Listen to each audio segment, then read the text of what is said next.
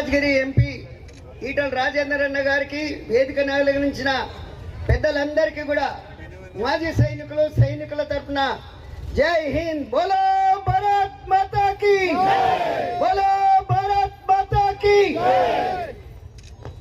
ఈరోజు ఈ విషయంలో ఒకటే, ఈ కూల్చివేతలకు గల కారణాలు ఏమో ఇంతవరకు ప్రజలందరూ కూడా మీకు విన్నవించినారు.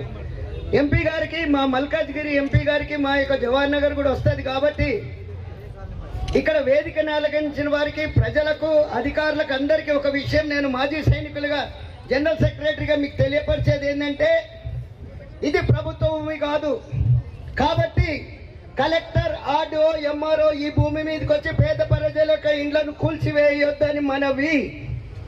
రెండవది, ఇక్కడ ఏ ఒక్క చిన్న గుడిసె కూడా కబ్జా చేయబడలేదు, మాజీ సైనికులు కాబట్టి వాళ్లకు ఏ విధమైన అన్యాయం జరగొద్దు.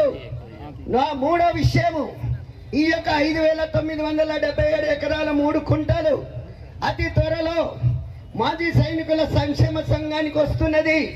ఈరోజు ఈ సభా వేదికను మా యొక్క చైర్మన్ గారు తెలియపరిచారు ఏంటంటే, ఖచ్చితంగా భారతీయ జనతా పార్టీ ఆధ్వర్యంలో ఇక్కడ నివసించుచున్న ఒక్కొక్క పేద ప్రజకు రెగ్యులరైజేషన్ ఇస్తారు అని చెప్పమని చెప్పారు. కాబట్టి మీరు పట్టాల కోసమో లేకుంటే దేనికోసమో మీరు ఎవరికి భయపడవలసిన అవసరం లేదు. మీ అందరికీ కూడా మన ఎంపీ ఈటల రాజేందర్ గారి భారతీయ జనతా పార్టీ ఆధ్వర్యంలో రెగ్యులరైజేషన్ చేయబడుతుందని తెలియపరుస్తూ, ఈ రోజు తర్వాత ఎంపీ గారు ఎట్టి పరిస్థితులలో కలెక్టర్, ఆర్డీఓ, ఎంఆర్ఓ ఒక్క ఇల్లు కూడా కూల్చవద్దు. కూల్స్తే వాళ్ళందరినీ ఎత్తుకొని తీసుకుపోయి చెన్నాపురం చెరువులు వేసేయండి. ధన్యవాదాలు.